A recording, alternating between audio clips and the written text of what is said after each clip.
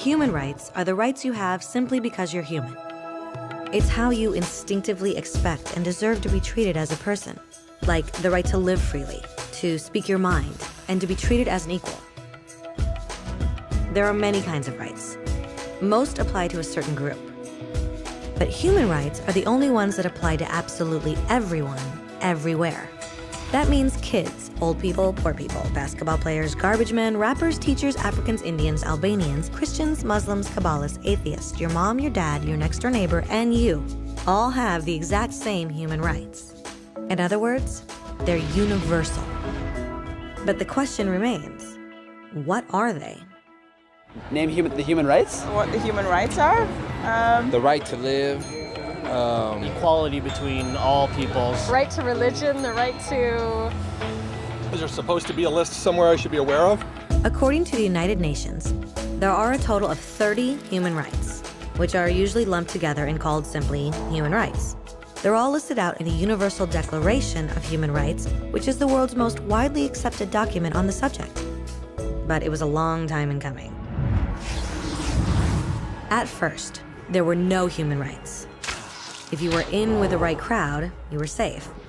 If you weren't, well, you weren't. But then a guy named Cyrus the Great decided to change all that. After conquering Babylon, he did something completely revolutionary.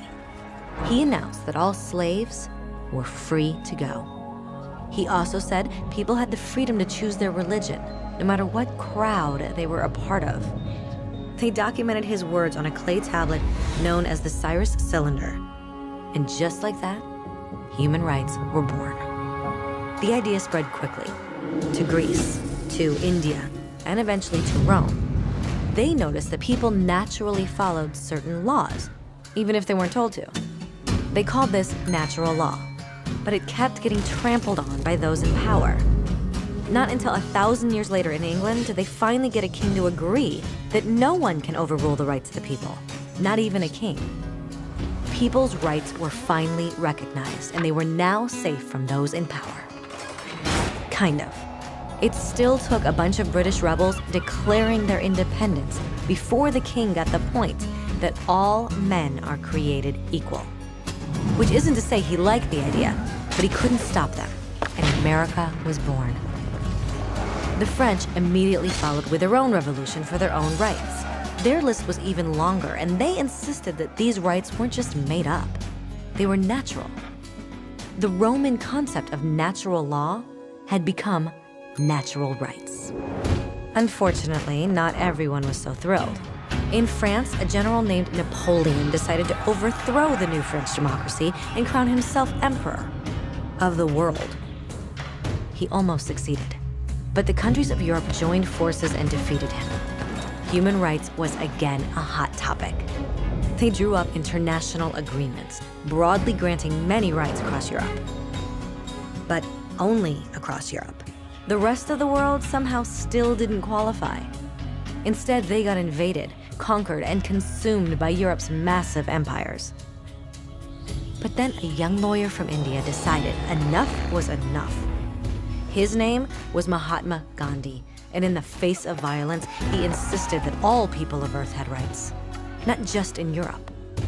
Eventually, even Europeans started to agree. But it wasn't going to be that easy. 2 world wars erupted.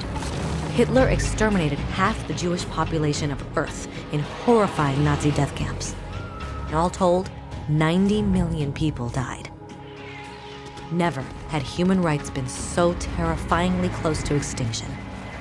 And never had the world been more desperate for change. So the countries of Earth banded together and formed the United Nations. Their basic purpose was to reaffirm faith in fundamental human rights, in the dignity and worth of the human person. But what were human rights? Were they the proclamations of Cyrus, the natural laws of Rome, the declarations of France? Everyone seemed to have a slightly different idea of what human rights should be. But under the supervision of Eleanor Roosevelt, they finally agreed on a set of rights that applied to absolutely everyone. The Universal Declaration of Human Rights. The French concept of natural rights had finally become human rights.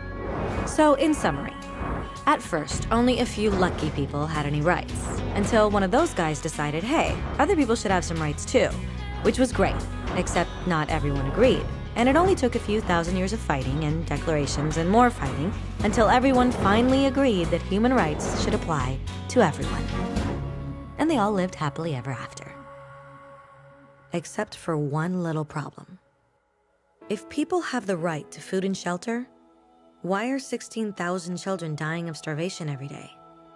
1 every 5 seconds. If people have freedom of speech, why are thousands in prison for speaking their minds? If people have the right to education, why are over 1 billion adults unable to read? If slavery has truly been abolished, why are 27 million people still enslaved today? More than twice as many as in 1800. The fact is, when it was signed, the Universal Declaration of Human Rights did not have the force of law. It was optional. And despite many more documents, conventions, treaties, and laws, it's still little more than words on a page. So the question is, who will make those words a reality?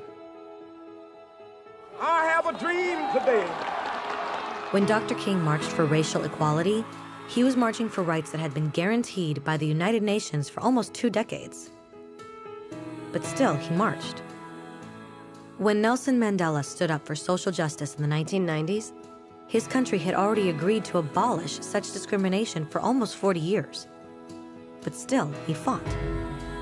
Those who fight today against torture, poverty, and discrimination are not giants or superheroes. They're people. Kids, mothers, fathers, teachers. Free-thinking individuals who refuse to be silent. Who realize that human rights are not a history lesson. They're not words on a page. They're not speeches or commercials or PR campaigns. They are the choices we make every day as human beings. They are the responsibility we all share to respect each other, to help each other, and to protect those in need. As Eleanor Roosevelt said, where, after all, do universal human rights begin? In small places close to home. So close and so small that they cannot be seen on any maps of the world. Yet they are the world of the individual person, the neighborhood he lives in, the school or college he attends, the factory, farm, or office where he works. Such are the places where every man, woman, and child seeks equal justice, equal opportunity, equal dignity without discrimination. Unless these rights have meaning there, they have little meaning anywhere.